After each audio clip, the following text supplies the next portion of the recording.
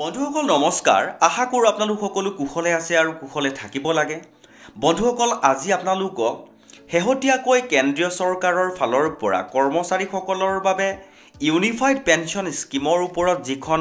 বিশেষ নোটিছ প্ৰকাশ কৰিছে তেওঁলোকে সেই বিশেষ নোটিছখনত কেইবাটাও গুৰুত্বপূৰ্ণ ইনফৰমেশ্যন ইনক্লুড কৰি কৰ্মচাৰীসকলৰ বাবে প্ৰকাশ কৰিছে বন্ধুসকল সেই বিশেষ নোটিছখন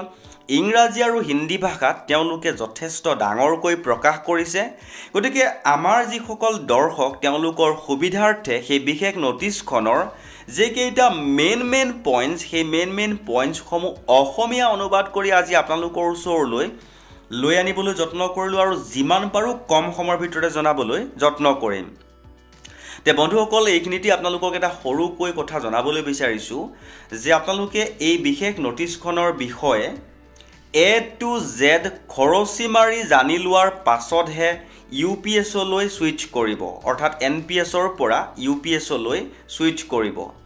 এইখিনিতে জনাবলৈ বিচাৰো যে কেন্দ্ৰীয় চৰকাৰে UPS নামৰ এটা পেনশন পদ্ধতি নতুনকৈ অহা এপ্ৰিলৰ পৰা আৰম্ভ কৰিবলৈ লৈছে আৰু যিসকল NPS ত আছে তেওঁলোকে UPS লৈকে সলনি কৰি ল'ব পাৰে বুলিও তেওঁলোকে জনাইছে গতিকে যিসকল বৰ্তমান NPS ত আছে তেওঁলোকে এই UPS ৰ বিশেষ নোটিছখনৰ বিষয়ে A to Z খৰচি মাৰি জানি লোৱাৰ পাছতহে আগবাঢ়িব তে বন্ধুসকল দেৰি নকৰাকৈ আজিৰ এই গুৰুত্বপূৰ্ণ ইনফৰমেশ্যনসমূহ আপোনালোকক জনাবলৈ যত্ন কৰিছোঁ আৰু দেখুৱাবলৈ লৈ আছোঁ চাওক UPS ৰ অধীনত ফ্যামিলি পেনশন হ'বনে নাই এটা গুৰুত্বপূৰ্ণ বিষয় আৰু এই গুৰুত্বপূৰ্ণ বিষয়টোৰ সম্পূৰ্ণ ইনফৰমেশ্যন আজিৰ এই ভিডিঅ'টোৰ জৰিয়তে আপোনালোকে জানিবলৈ সক্ষম হ'ব দেখুৱাবলৈ লৈ আছোঁ ইয়াৰ পাছৰ যিখিনি গুৰুত্বপূৰ্ণ ইনফৰমেশ্যন আপোনালোকে মন কৰিব আজি আপোনালোকক কেন্দ্ৰীয় চৰকাৰৰ সেই বিশেষ নোটিছখনৰ বিষয়ে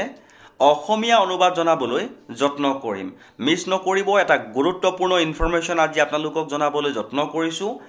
আৰু ইনফৰমেশ্যনটো জনাবলৈ যত্ন কৰিছোঁ আপোনালোকে স্ক্ৰীনলৈ মন কৰিব এই জাননী অনুসৰি অন্য চৰ্তৰ অন্তৰ্ভুক্তিত যোজনাখনৰ অধীনত নিশ্চিত পৰিশোধৰ ব্যৱস্থা হ'ব তলত উল্লেখ কৰাৰ দৰে গুৰুত্বপূৰ্ণ ইনফৰমেশ্যন প্ৰকাশ হৈছে আৰু আপোনালোকে স্ক্ৰীনলৈ মন কৰিব নাম্বাৰ 1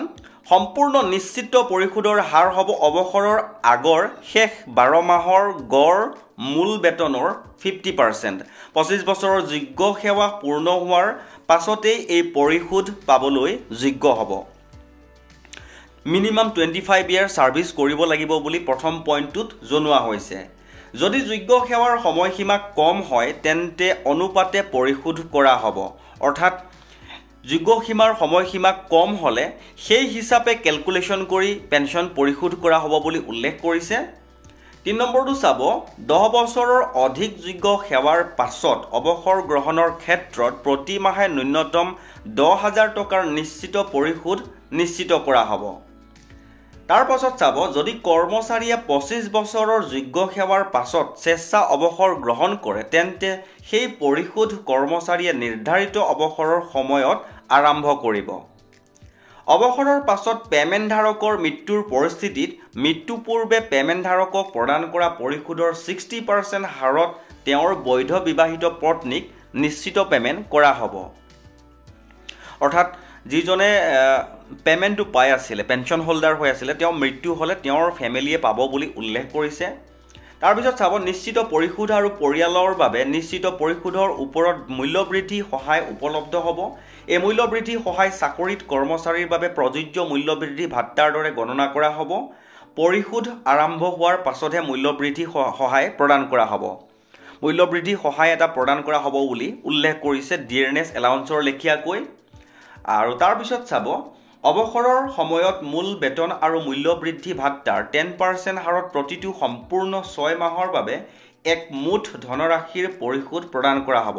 এই ধনৰাশি নিশ্চিত পৰিশোধৰ পৰিমাণত প্ৰভাৱ পেলাব একত্ৰিত পেনশন যোজনাৰ অধীনত অৰ্থাৎ ইউনিফাইড পেনশন স্কিমৰ আন্ডাৰত কৰ্পাছ দুটা ভাগত বিভক্ত হ'ব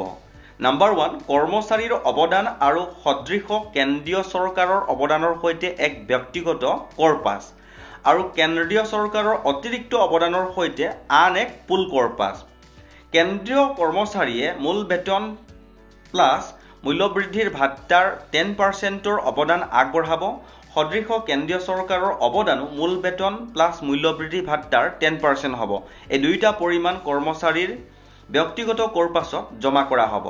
কেন্দ্ৰীয় চৰকাৰে পুল কৰ্পাছৰ বাবে মূল বেতন প্লাছ মূল্যবৃদ্ধি ভাত্তাৰ